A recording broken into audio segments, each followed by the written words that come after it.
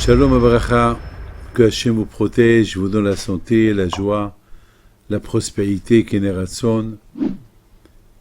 Aujourd'hui, nous allons parler de l'importance d'être parfait, le juif parfait.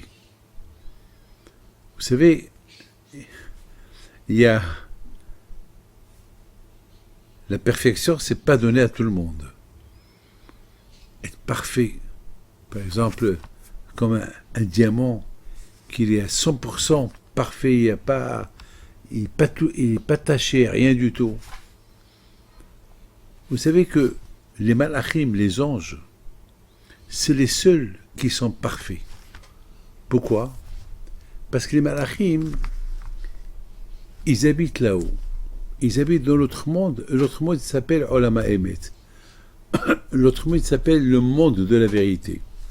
Là-bas, il n'y a pas de mensonge. D'ailleurs, lorsque mon cher Rabbeinu, il est monté au ciel pour apporter la Torah, il avait un grand problème avec les malachim. Les malachim, ils ont dit à Kadosh Baruch Hu, qu'est-ce qu'il fait ce monsieur avec nous? Qu'est-ce qu'il fait? Vous savez, les malachim, eux, ils ne dorment pas. Ils sont au service d'Hachem 24 heures sur 24. Alors, l'être humain, il dort. C'est vrai. Il peut servir Hachem 23 heures, mais il y a une heure qu'il va dormir. Donc, c'est pas la perfection. Donc, les malachim, ils ont dit à Hachem, qu'est-ce qu'il fait cet homme avec nous? Alors, Kadosh Baruch Hu, il leur a dit, il est venu recevoir la Torah. Alors, il y a eu une grande discussion entre Moshe Rabbeinu et les malachim. Et à la fin, Moshe Rabbeinu, il a gagné les malachim. Il a dit aux malachim, et vous n'avez pas de Yetzirah. C'est pour ça que vous êtes parfaits. Mais nous, on a le Yetzirah. On ne peut jamais être parfait, parce qu'on a un grand Yetzirah. Alors, il n'y a qu'à travers la Torah qu'on peut arriver à la perfection. C'est vrai, on dort. Et même lorsqu'on dort, on étudie la Torah. Parce que mes amis, quelqu'un qui fait Shema Israël, Hashem Elokeinu Hashem Echad, il va dormir. Alors ce Shema Israël, il va le suivre toute la nuit pendant les horaires qu'il dort. Voilà. Et lorsque le matin il se réveille, la personne va dire Modé Ani Lefanecha. Merci Hashem que tu m'as donné la force de dormir et merci Hashem que je me suis élevé. Mes amis, l'homme, il peut devenir parfait par rapport à la Torah. Même que la nuit, il ne va pas étudier la Torah, mais le fait que la nuit il fait Shema Israël, ce Shema Israël, c'est la Torah, il dort avec la Torah. Et quelqu'un qui dort, avant qu'il dort, il s'endort avec des versets de Torah, alors, c'est considéré comme si toute la nuit, il fait des mitzvot, il fait des mitzvot, vous savez. C'est écrit dans la paracha de Shelach Lecha. La paracha, Moshe Rabbeinu, il a envoyé des espions pour espionner la terre de Canaan. Et lorsqu'ils sont retournés, ils ont critiqué la terre de la terre de Canaan. Alors Akadosh Baruch Hu les a punis. Il leur a dit, puisque vous avez critiqué la terre de Canaan, alors vous n'allez pas la voir. Vous allez rester 40 ans dans le désert, et après 40 ans, vos enfants vont rentrer en Israël, mais vous n'allez pas la voir. Mais dans la fin de la paracha de Shlach Lecha, c'est écrit, il y a la paracha de Talit. Quand Hachem nous a dit, il faut porter un Talit, et Temoto, et vous le voyez, et lorsque vous voyez le Talit, vous allez vous rappeler qui est Hachem. Parce que à l'époque, dans chaque Talit, il mettait là-bas du sang d'un poisson qui était bleu. Et le bleu, il te rappelle le ciel, qu'il est bleu. Et le trône céleste d'Hachem, il est bleu. Donc ça veut dire que lorsque la personne, il met le talit, il voit le bleu dans son talit, il se rappelle du ciel, et on se rappelle du ciel, il se rappelle d'Hachem qu'il est au ciel. Et mes amis, et qui est au ciel? Dans le ciel, il n'y a que les anges, il y a les malachim. Et eux, ils sont parfaits. Alors ça veut dire que nous, dans ce monde-là, avec le talit que le bon Dieu nous a donné à mettre, on devient parfait. Pourquoi? Parce qu'on dit au Itemoto, lorsqu'on voit le talit, on se rappelle de Hakadosh Baruch Hu. Et lorsqu'on se rappelle de Hakadosh Baruch Hu, alors comme si on vit avec Hakadosh Baruch Hu, à travers les mitzvot qu'on fait. Et on devient parfait. Hakadosh Baruch Hu nous considère parfait lorsqu'on est connecté à lui. Alors Hakadosh Baruch Hu nous a donné une idée. Comment être connecté à lui à travers le talit. Voilà, regardez, je vais vous montrer c'est quoi le talit. Regardez, voilà. Ça c'est le talit, vous voyez? Voilà, ça c'est les petits limes, regardez. Il y a 4 comme ça. Alors à l'époque, il y avait ici, ils mettaient du sang bleu. Du sang bleu. Et le bleu qui nous rappelle le ciel qui est bleu et qui nous rappelle la présence d'Hachem sur son trône dans le ciel bleu. Alors lorsqu'on voit le talit, ça nous rappelle qu'il faut faire des mitzvot. Et c'est grâce aux mitzvot qu'on devient parfait. Alors, mes amis, il faut savoir une chose. Et les malachim là-haut, il dit Yonatan ben Oziel, les malachim là-haut, ils portent eux aussi le talit. Ils portent des talits. Ils vont servir Hachem avec talit. Donc, mes amis, c'est une idée extraordinaire. Mais on peut comprendre pourquoi les espions qui sont partis espionner Israël, pourquoi le bon Dieu les a punis? Pourquoi le bon Dieu les a punis? Parce qu'ils ont critiqué Israël. Et lorsqu'on critique Israël, on critique les mitzvot qui sont liés avec la terre d'Israël. Vous savez, mes amis, il y a des mitzvot qu'on ne peut pas faire en France, on ne peut pas faire en Amérique, on peut pas faire nulle part dans le monde. Les mitzvot, c'est les lois. Et ces lois, on peut les faire qu'en Israël. Par exemple, il y a plein de lois qu'on ne peut pas les faire nulle part ailleurs que en Eretz Israël. C'est tout. Par exemple, vous voulez peut-être vous savoir. Un exemple, par exemple, construire le Beit HaMikdash. Construire le Beit HaMikdash, c'est vrai qu'en Israël. On ne peut pas construire le Beit HaMikdash ailleurs que Eretz Israël. On ne peut pas. Et par exemple, les sacrifices, à l'époque, on pouvait les faire que dans le Beit HaMikdash, en Israël. On ne peut pas les faire ailleurs. Par exemple, la Shemitah. La Shemitah, c'est tout celui qui a une terre en Israël, 6 ans, il a fait travailler, la 7e année, tu n'as pas le droit de la faire travailler. Et là, cette mitzvah-là, c'est rien qu'en Israël que tu peux la faire. Tu ne peux pas la faire ailleurs que dans Israël. Tu peux avoir toute la France qui t'appartient, tu la travailles chaque année. Il n'y a pas la 7e année, tu arrêtes, tu ne la travailles pas, tu donnes tous les revenus de tes terres aux pauvres. Non, ça c'est qu'en Israël. Vous avez compris? Donc mes amis, vous voyez qu'il y a beaucoup d'émissions qu'on ne peut pas faire. Par exemple, vous savez que ça va vous faire rigoler. Vous savez, c'est une mitzvah de divorcer.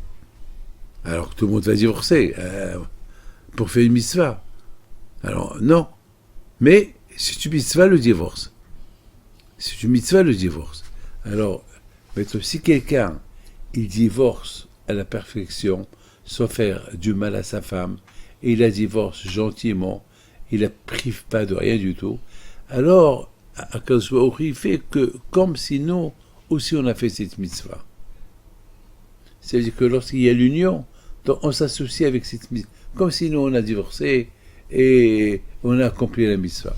Mes amis, regardez bien, lorsqu'on voit le talit, on se rappelle les mitzvot que le bon Dieu nous a donnés et on les fait. Mais il y a beaucoup de mitzvot que je ne peux pas faire. Attends, voilà, je vois le talit. Alors voilà, je me rappelle qu'il y a des mitzvot à faire, mais je ne peux pas les faire. Mais le fait que je vois le talit pour faire les mitzvot, mais je n'ai pas de possibilité à les faire, alors le bon Dieu considère comme si je les ai faits. Le fait, mes amis, que je regarde le talit et je vois le ciel, qu'il est bleu, et je me rappelle qu'il y a Hachem, et dans le ciel, il n'y a là-bas que les anges qui sont parfaits, alors quand je il me rend parfait par la pensée. Parce que j'ai pensé une bonne pensée, alors quand je il me rend parfait comme les anges qui sont parfaits. Parce que là-bas, les anges, ils n'ont pas de Sahara, donc ils sont parfaits. Je voudrais vous raconter une belle histoire. Très belle histoire. Il y avait une fois un monsieur qu'il a vu une annonce. Ça, c'est le Talmud qui la raconte. Il a vu une annonce, une très belle femme, qu'elle vient du Liban. Et c'est une femme qu'elle est. C'est pas une femme. C'est une femme que les gens la payent pour ses services. Elle a fait des photos à elle de partout. Bon. C'est une histoire qui date de 2500 ans. Donc, ce monsieur-là, il voit la beauté de cette femme, et chacun qui va avec elle, il fallait payer une grosse somme d'argent. Donc, il a préparé l'argent, il est parti, et il prend rendez-vous, et voilà, il rentre dans la chambre, et avant qu'il est rentré, il l'a fait rentrer dans une chambre pour le préparer, et au moment que il a commencé à se déshabiller, et voilà, il voit le talit. Et dès qu'il voit le talit, il va se réhabiller encore, il quitte la maison. Alors la femme, elle n'a rien compris. Elle met quelque chose sur elle, elle court derrière lui. Il lui dit, attends, qu'est-ce que tu as vu en mal en moi? Qu'est-ce que tu as vu de mal en moi? Alors, tu es venu de loin pour être avec moi, tu as payé une grosse somme d'argent, et tu te sauves. Tu n'as rien fait. Alors, ça veut dire que je suis moche. Quoi? C'est quoi? Il lui dit, madame, tu es la plus belle femme du monde. Et lorsque j'ai vu ta photo, j'ai tout fait pour venir te voir et faire la faute avec toi. Mais lorsque j'ai commencé à me déshabiller et j'ai vu le talit, et le talit, il te rappelle Dieu, il te rappelle la perfection. Le talit te rappelle la mort. Par exemple, quelqu'un meurt, on l'enterre avec son talit. Vous avez vu des enterrements. Vous avez vu qu'on enterre la personne avec son talit. Alors là, j'ai vu le talit, ça m'a rappelé Dieu, ça m'a rappelé le ciel bleu. Hachem qui est assis sur son trône et qui m'observe, qui me voit. J'ai eu peur, je me suis sauvé. Alors tu m'excuses. Alors ça veut dire que votre Torah, votre religion, elle est plus forte que l'envie d'une femme. Il lui dit, je ne peux pas t'expliquer, mais je suis désolé. L'histoire est terminée. Mes amis, cette femme-là, le Talmud raconte que cette femme-là, elle a décidé à se convertir. Elle est partie chez le rabbin de la ville. Elle lui a raconté toute l'histoire. Elle lui a dit, moi je suis une femme de la rue, les gens paient cher pour être avec moi, et voilà ce qui s'est passé, et je voudrais bien faire teshuva, me convertir. À l'époque, c'était pas dur, la conversion. Aujourd'hui, c'est dur. Aujourd'hui, ça te prend 2 ans, 3 ans pour se convertir. Mais à l'époque, c'était en quelques jours déjà, la personne qui veut se convertir, elle va se convertir. Et le Rav, il lui a dit, alors, débarrasse-toi de tout ton argent, c'est de l'argent qui n'est pas caché, que tu as, donne le pauvre. Et puisque tu veux faire tes chouvas, alors tu restes avec moi. Donc, mes amis, elle est restée chez lui. Elle a tout vendu, elle a tout donné, elle est restée. Et un jour, il lui a parlé, il lui a dit, maintenant que je vois que tu es religieuse et que tu as fait une grande échouva, je vais te présenter quelqu'un qui n'est pas marié. Tu vas construire une maison. Alors, elle était contente, elle a dit oui. Avec un juif, il n'y a pas de problème. Alors, le rabbin, qu'est-ce qu'il fait? Involontairement, il a un de ses élèves qui n'est pas marié, et il a appelé. Il a dit, dis-moi, tu veux te marier? Il a dit, oui, je ne trouve pas. J'ai une très belle fille convertie, que je pense, elle peut être pour toi. Elle est très bien, je ne sais de quête. Elle a fait une grande teshuva, et le bon Dieu, il aime ceux qui font teshuva. Elle est vraiment la fille parfaite. Et elle a accepté. Et le Rav, il les a mis, il les a rencontrés, et dès qu'ils se sont vus, ils ont crié. Ils se connaissent. Le monsieur voulait se sauver.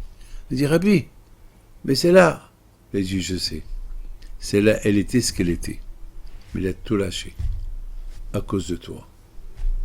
Lorsqu'elle a vu ta force, lorsqu'elle a vu que tu l'as pas touché, à cause du talit, elle a tout donné, charité, tzedaka, et s'est convertie, et maintenant, voilà, ce que tu devais faire avec la faute, maintenant tu vas te marier avec elle, tu feras ce que tu veux, mais avec la permission, avec la cachotte. Et il les a mariés. Mes amis, c'est de la folie. C'est ça le talit. Mes amis, malheureusement, les espions qui sont partis espionner la terre d'Israël, ils sont retournés, ils ont commencé à critiquer la terre d'Israël. Alors je me suis posé une question. Mais comment? Ils n'avaient pas un talit? Ils n'avaient pas un talit? Bien sûr qu'ils avaient un talit. Et le talit, lorsque tu vois le talit, ça te rappelle, tu vois le bleu du talit, ça te rappelle qu'il y a un Dieu, ça te rappelle Hachem. Et lorsque ça te rappelle Hachem, alors, tu fais pas la faute. Comment est-ce possible qu'ils ont critiqué la terre d'Israël alors qu'ils avaient le talit? Mes amis, vous savez, la fin de la paracha de Shlach Lecha, la fin de la paracha de la semaine, elle part du talit. Pourquoi la Torah elle part du talit? Parce qu'eux, ils avaient le talit. Alors, comment est-ce possible qu'eux, ils avaient un talit, ils ont critiqué la terre d'Israël, ils ont voulu tuer Moshe Rabbeinu, ils ont voulu tuer les Yoshua ben Nun et Caleb ben Yefune parce qu'ils ont parlé du bien sur Israël. Comment est-ce possible? Mes amis, vous savez, le talit, il te rappelle la mort. Il te rappelle la vie. Lorsque tu vois le ciel, c'est la vie. Lorsque tu vois la terre, c'est la mort. Tu vois le talit, tu penses à Hachem. Hachem, c'est la vie. La Torah, c'est la vie. Avec le talit, tu deviens un homme parfait. Ça te met à égalité avec les anges. De la même façon que les anges ils sont parfaits. Toi, lorsque tu t'attaches à Hachem, tu deviens un homme parfait. Même que tu as les Sahara, regarde ce monsieur-là, avec tous les Sahara qu'il avait de la femme, on voit le talit, il s'est relâché.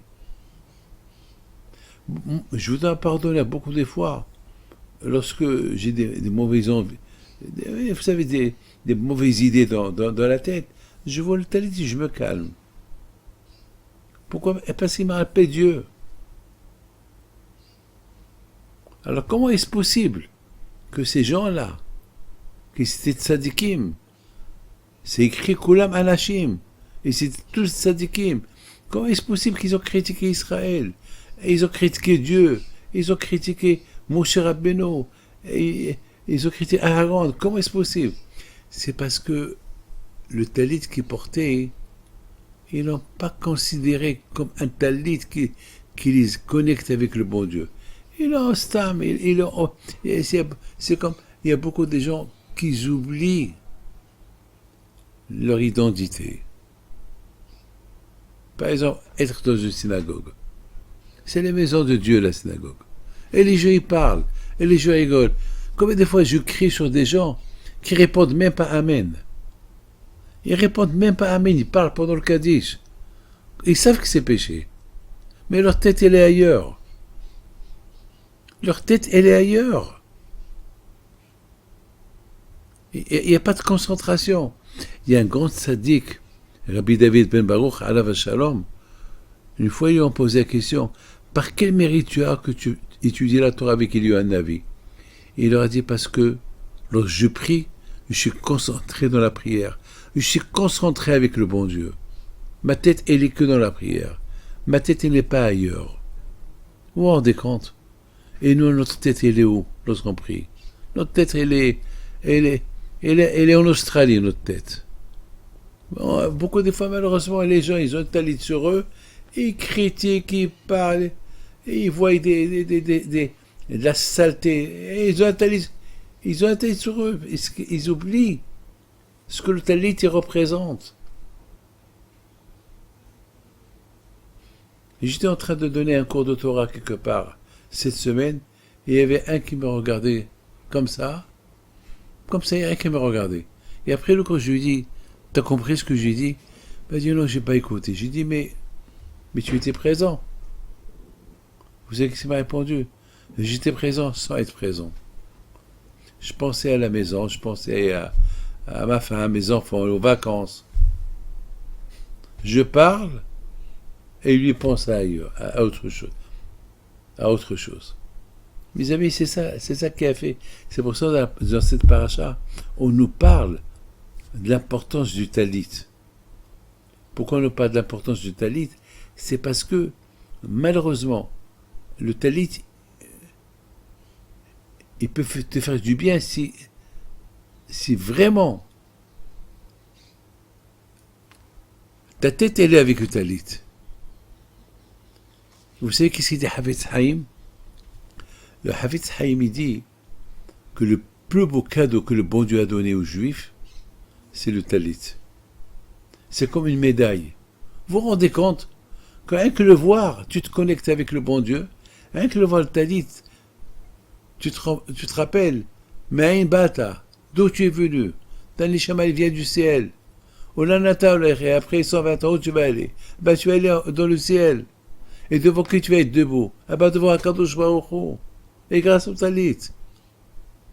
Le talit, il nous fait une pression spirituelle qui nous connecte avec Hachem 24 heures sur 24. Parce que nous, les hommes, on a besoin de prier, de faire des missions, d'étudier la Torah. Parce que la femme n'a pas besoin de faire tout ça. La femme, elle s'occupe d'autres choses. Le bon Dieu a donné à la femme autre mitzvot à faire. Un qu'ils assument. Un que les femmes s'occupent de nous. Un qui nous rappelle de ce qu'on doit faire dans la vie. Et c'est tout. Nous, on a beaucoup de mitzvot à faire. On a un planning rempli de toute une vie. Être connecté à Hachem.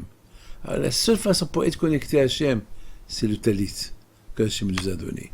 Ouais, le talit que Hachem nous a donné. Vous savez, j'ai une belle histoire, très belle histoire. Vous savez, une fois,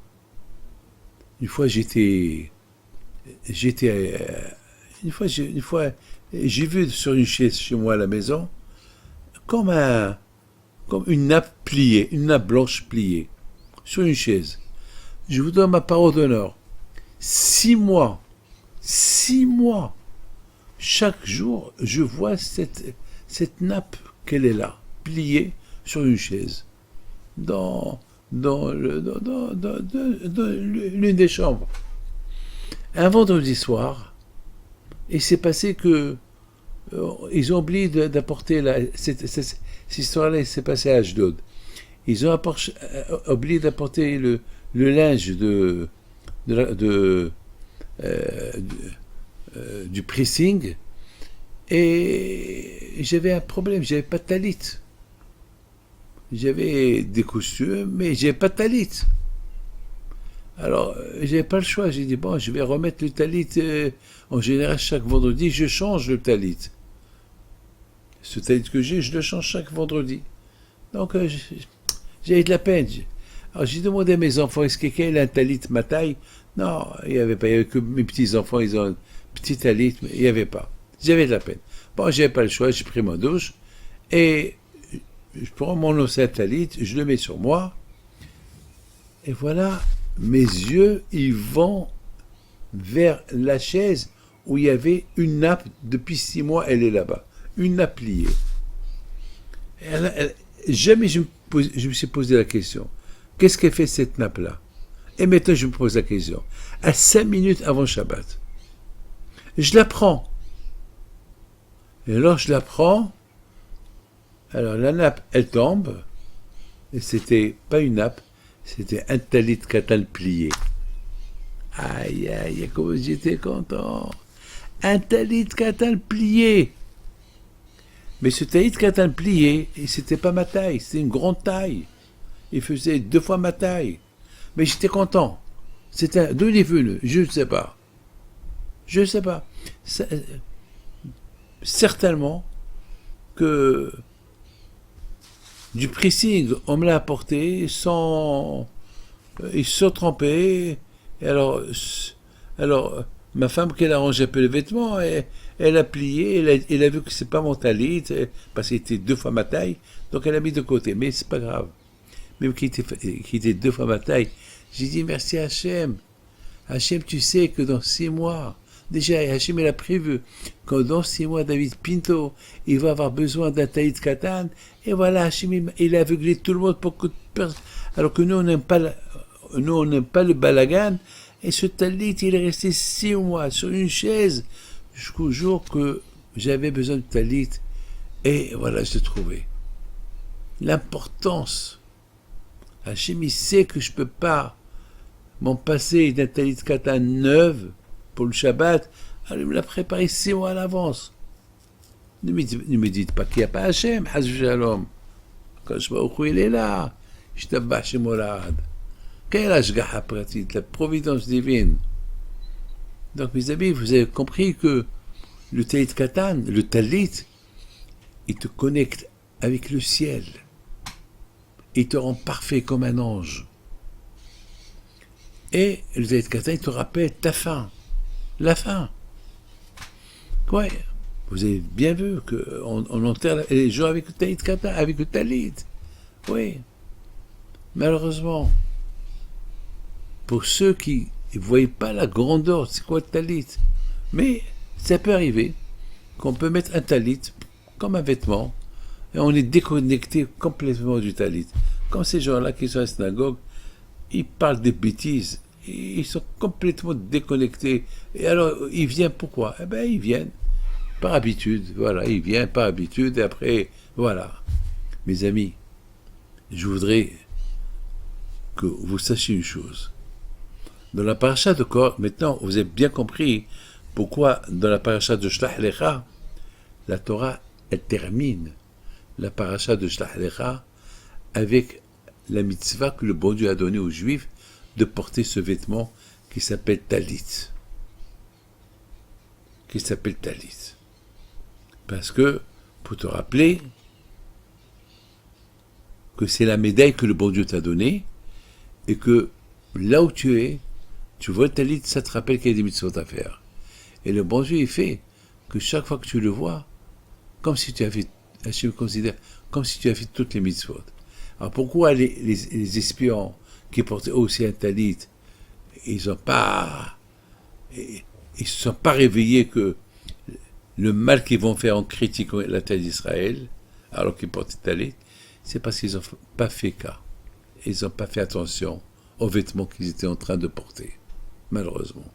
Vous savez, mes amis, la reconnaissance.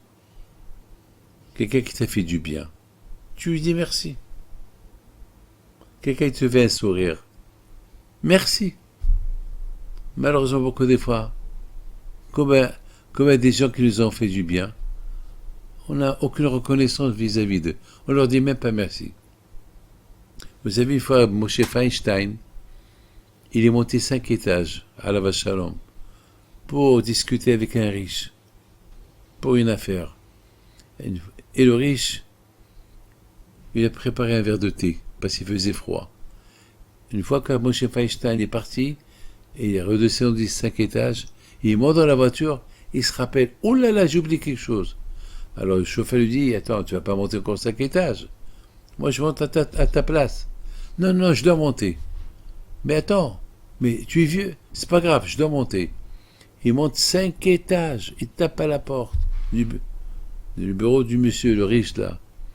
Et dès qu'il a vu, ah, que vous arabe, monsieur le rabbin, ça va, tout va bien, pourquoi vous êtes retourné encore? Ben, j'ai oublié de te dire merci pour le thé que tu m'as fait. Mais il fallait pas se déranger. Comment il fallait pas se déranger? Il faut que je dise merci. On dit que lorsqu'on ne dit pas merci à quelqu'un qui t'a fait un service, alors on va finir par ne pas dire merci au bon Dieu avec tous les services qu'il nous fait. Chaque seconde, on respire. Alors, c'est important. En disant merci à quelqu'un, on se rappelle combien de merci on doit dire au bon Dieu. Et malheureusement, toujours le bon Dieu le met de côté. Ah, maintenant, il y avait le chauffeur qui dit à Moshe Feinstein, Rab Moshe, mais moi j'aurais dû monter à ta place et dire merci au monsieur pour le thé qu'il t'a fait. Et qu'est-ce qu'il répond à Moshe Feinstein? C'est toi qui as vu ou c'est moi qui ai vu? Ton merci à toi, il ne va pas être comme le merci à moi. C'est moi qui ai bu le thé qui m'a fait le monsieur. C'est à moi de lui dire merci. Mes amis, on ne peut pas dire merci au bon Dieu à travers quelqu'un. Hé, va dire merci au bon Dieu pour la vie qu'il m'a donnée. Non, il va pas vivre le bien que Hachem il a fait pour toi. Il n'y a que toi qui vas sentir le bien que le bon Dieu fait avec toi. Mes amis, vous allez dire à quelqu'un de manger à votre place, il va manger à votre place. Vous allez toujours rester affamé. Mes amis, vous avez compris? Hachem nous a donné ce talit à porter. Et les espions, tellement qu'ils étaient orgueilleux, parce que il dit Rabbi Shimon Bar Yochai, il dit le Zohar Kadosh, que ces espions qui sont partis espionner Israël, ils ont dit, nous on est maintenant des chefs de chaque tribu. Et si on rentre en Israël, on va perdre notre titre. Alors c'est mieux qu'on critique Israël, comme ça on reste dans le désert, comme ça on reste avec nos titres. À cause de la Gahava, à cause de l'orgueil, ils ont critiqué Israël. Le talit, il représente l'humilité, la hanava, être humble. Est-ce que quelqu'un qui est mort, il va être orgueilleux? Non. Quelqu'un qui est vivant, il peut être orgueilleux. Mais pas quelqu'un qui est mort. Quelqu'un qui est mort, il est mort, ça y est, c'est la terre. Mes amis, c'est la raison pourquoi dans cette paracha de la semaine, la Torah nous parle d'importance d'avoir un talit et ce que le talit représente. Ce que le talit représente. Ça représente une connexion directe avec le bon Dieu. Ça représente que le talit te rappelle les mitzvot qu'il faut faire. Ça te rappelle ta fin, la fin de chacun de nous après 120 ans. Ça nous rappelle qu'il n'y a que Hachem, qu'il est assis sur son trône et qui nous regarde. Ça nous rappelle, En od milvado, il n'y a que Hachem. Et vous savez grâce à qui on a eu le talit? Vous savez grâce à qui? Ben c'est grâce à Abraham Avinu. Et les tfilines, c'est grâce à Abraham Avinu. Parce que le talit et les tfilines représentent le hesed que Abraham Avinu il faisait avec tout le monde.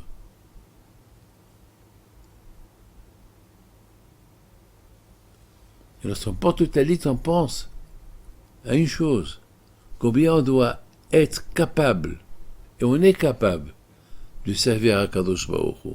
Comme Abraham Abinu, il a servi à Kadosh Baruch Hu. Mes amis, dans la paracha de Korah, il y a quelque chose de magnifique.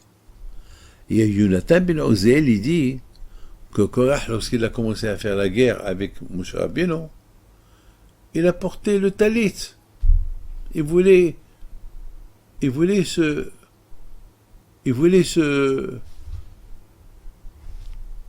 montrer, il voulait se comparer comme un malach. Il n'y a que les anges qui portent le talit dans le ciel. C'est des talits en feu. C'est la perfection. Et Korah, il a réuni 250 volontaires, 250 guerriers pour faire la guerre contre Moshe Rabbeinu. Et ils sont tous venus avec talit. Avec talit. C'est-à-dire, on est tous parfaits. Vous savez que Moshe Rabbeinu, alav shalom, il est arrivé à la perfection. Moshe Rabbeinu, lorsqu'il est monté dans le ciel, les anges, ils ont dit à Hachem, Hachem, qu'est-ce qu'il fait ce monsieur avec nous? Nous, on est parfaits. Parce que nous, il n'a pas été Sahara. Mais lui, il n'est pas parfait. Lui, il habite dans l'autre monde. Là-bas, Koshrou, il leur a dit, il a dit à Moshe Rabbeinu, Gabi, qui c'est qui vous dit? Mets tes mains sur mon trône céleste. Et toujours, je me suis posé la question, pourquoi Hachem, il a dit, mets tes mains sur mon trône céleste? Eh bien, mes amis, parce que le trône céleste, il représente le trône à la couleur bleue, le Techelet. Et le trône céleste se trouve dans le ciel bleu. Ça veut dire que l'homme, lorsqu'il porte un talit, il arrive à cette perfection du malach, que lui, il n'a pas de Sahara.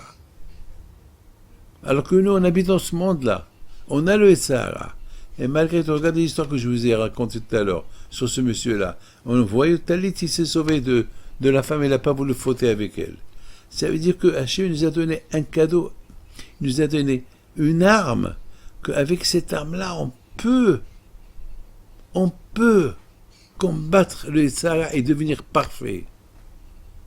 Et mourir parfait après 120 ans. Hachem, il a dit à Moshe Rabbeinu, hey, dis-leur, tu es un homme parfait. Qu'avec la Torah, on devient parfait. Et en plus, l'homme qui devient parfait dans ce monde-là, il est plus important que l'ange qui est parfait dans l'autre monde. Parce que l'homme qui habite dans ce monde-là, lorsqu'il est parfait avec le Sahara. Il combat le Sahara. Que le malach là-haut, il ne combat pas le Sahara. Donc, c'est une perfection normale. Une perfection sans travail. Alors que nous, dans ce monde-là, on se travaille pour être parfait. Ah, maintenant, il vient à Korah, il vient à Talit, et il fait la guerre contre Moshe Rabbeinu. Je suis parfait. Je suis comme toi. Je suis comme un ange. Est-ce qu'un homme qui fait la guerre, il est parfait?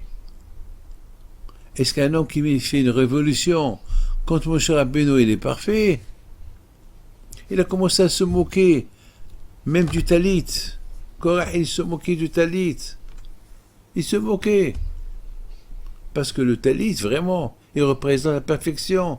Et lui, c'est un charlatan, Korah, qu'il a commencé à... Il a mis talit, lui, tous ses copains, 250 copains, et ils font la guerre tous à Moshe Rabbeinu. C'est ça la perfection? Est-ce lorsqu'on fait la guerre? C'est ça la perfection? La guerre, elle apporte que le feu. La guerre, elle brûle tout.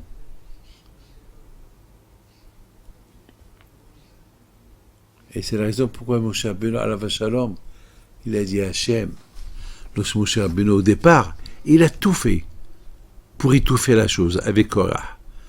Il a tout fait pour éteindre le feu. Le feu de... la façon comment Korah, il se moquait de Moshe Rabbeinu, il se moquait de la Torah, il se moquait de tout.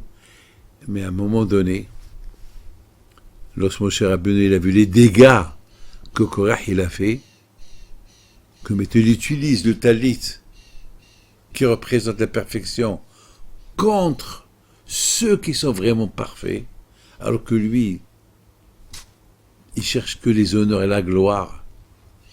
Korach, il cherche que les honneurs et la gloire. Là, Moshe Rabbeinu, il dit à Hachem, Hachem, il faut les punir. Parce que si tu les punis pas, les gens, ils vont toujours avoir un argument de doute avec le talit. Parce que maintenant, lui, il rigole du talit. Parce que le talit, la référence de la perfection, c'est le talit. Et lui, il utilise le talit pour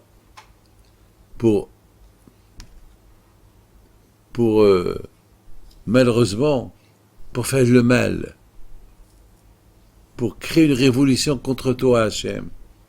Parce que le talit, il représente que lorsque tu le vois, tu te rappelles d'où tu es, d'où tu viens, où tu vas, après 120 ans. Que lorsque tu vois le talit, tu te rappelles toutes les mitzvot que le bon Dieu a données, et même si tu ne peux pas les faire, Hachem, comme si tu les as fait. Le talit, il représente la connexion. Et lui, il est en train de déconnecter les Juifs avec cette révolution. Et avec le talit, il utilise le talit pour faire le mal. Le bon Dieu parfois nous donne de l'argent, de la richesse, pour faire le bien. Et nous, parfois, on fait le mal avec. La Torah, Hachem nous a donné le talit pour contrer le Sahara, pour maîtriser le Sahara, pour le combattre. Et Korach, il utilise le talit pour aller contre Moshe Rabbeinu, contre le bon Dieu. Moshe dit Hachem, ne le laisse pas vivant, punis-le. La terre s'est ouverte et l'a englouti. Korach et tous ceux qui étaient avec lui. Et les 250 camarades qui ont supporté Korach, ils ont été punis avec le feu. Le feu est sorti de Beth Amikdash et les a brûlés. Mes amis,